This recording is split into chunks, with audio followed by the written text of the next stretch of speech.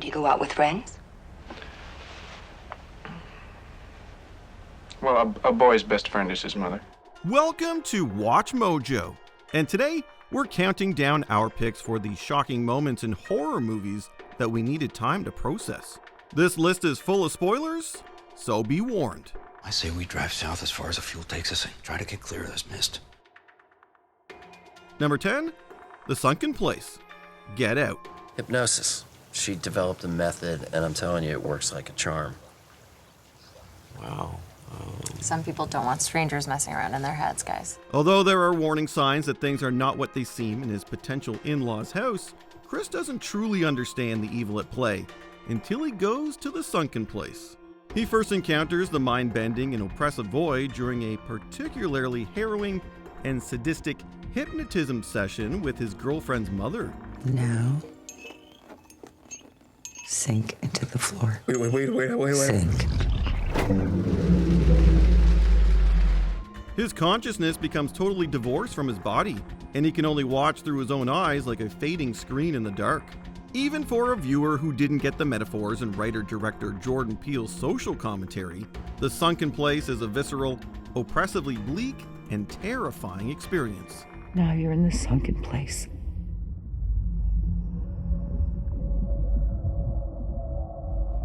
Number 9, Jigsaw reveals himself. Saw. Hello, Mr. Hindle.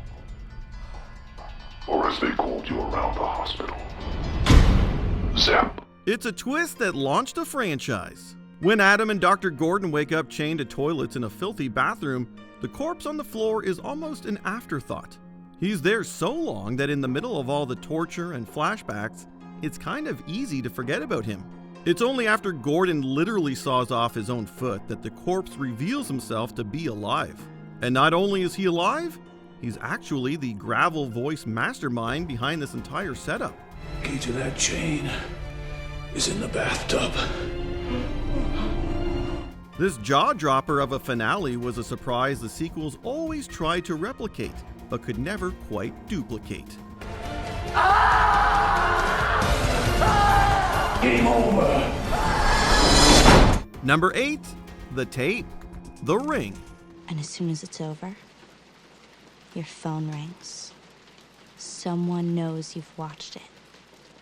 And what they say is, you will die in 7 days. In what is probably one of the greatest opening sequences in modern horror, The Ring starts with a pair of tremendous scares and a great explanation of the cursed videotape at its center. But what really disturbed viewers was the tape itself. We don't get to actually see the curious sounds and images until Rachel, the journalist investigating the tape, watches it.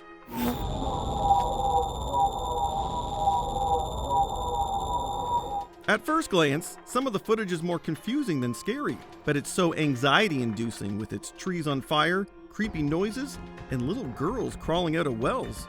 By the end, we, like Rachel, feel like we've just gotten a glimpse of something we should never have seen.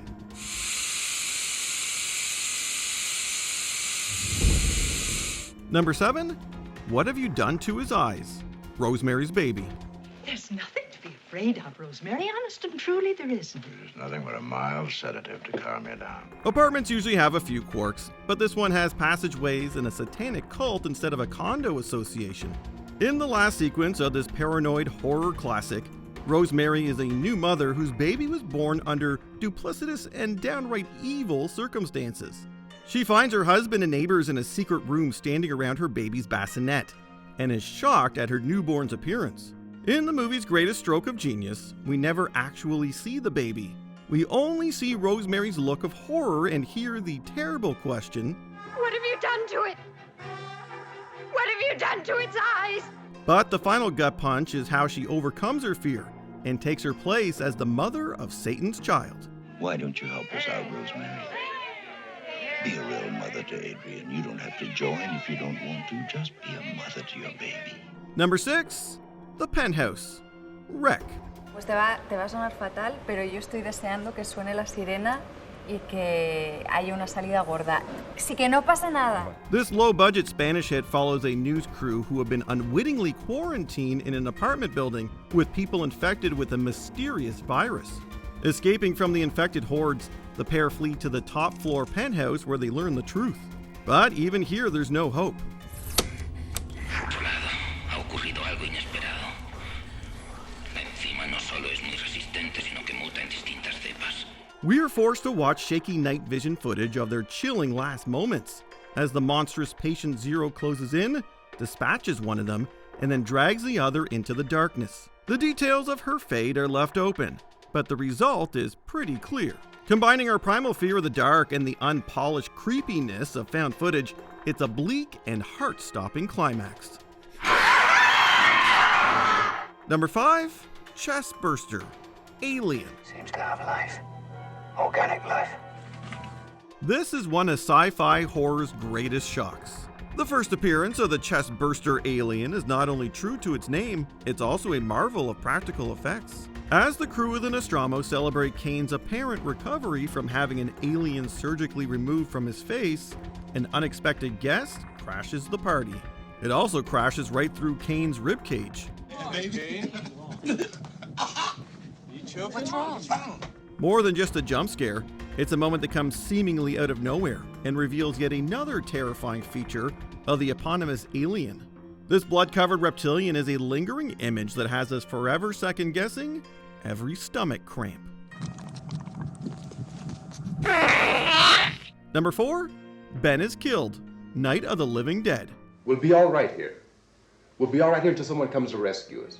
George Romero's grindhouse classic was not for the faint of heart, and definitely not for moviegoers who want happy endings. After watching every other character get dragged into devouring hordes of undead ghouls, Ben is the last remaining survivor in an abandoned farmhouse. But once safety arrives in the form of a gun-toting mob, Ben is mistaken for one of the zombies and shot in the head. Okay, he's dead. Let's go get him. That's another one for the fire. Many critics have identified the montage of grainy photographs of bodies being burned and the racial dynamics at play in Ben's death as a sobering reflection of real-world violence. Number 3, Charlie's death, Hereditary. What's up?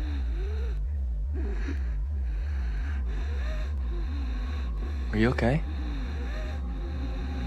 It's hard to breathe. Writer-director Ari Aster's first feature found a million different ways to ratchet up the tension. 13-year-old Charlie Graham is positioned as the movie's focal character, at least until she has an allergic reaction and through a wild confluence of events is decapitated by a telephone pole. It's a brutal scene that is played at breakneck speed, no pun intended. Her brother's fugue state and her mother's desperate howls of grief afterward hang over us the entire time.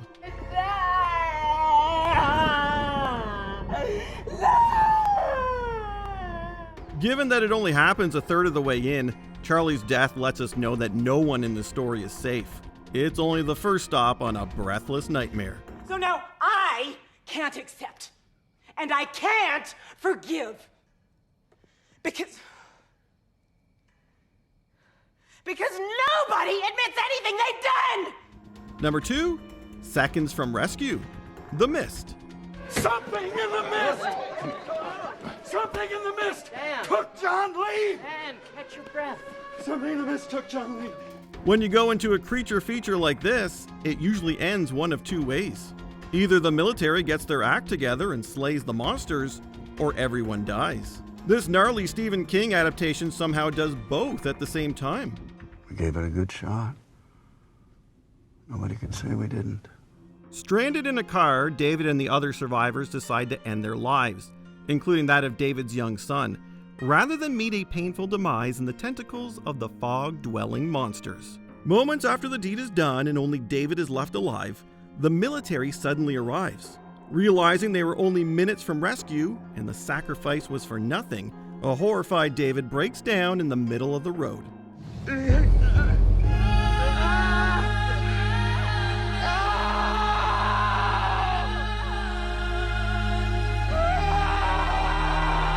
Before we unveil our top pick, here are a few honorable mentions. The Abandoned House, The Blair Witch Project. Two filmmakers meet an abrupt and mysterious end in the cellar.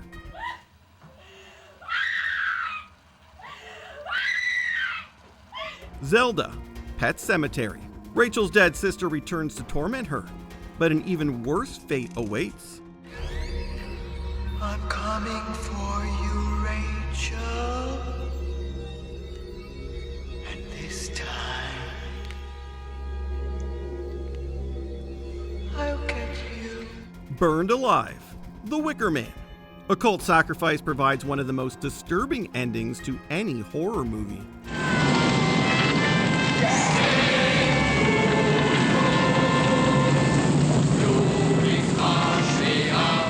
Christine meets her fate. Drag me to hell. Who says there's no truth in advertising?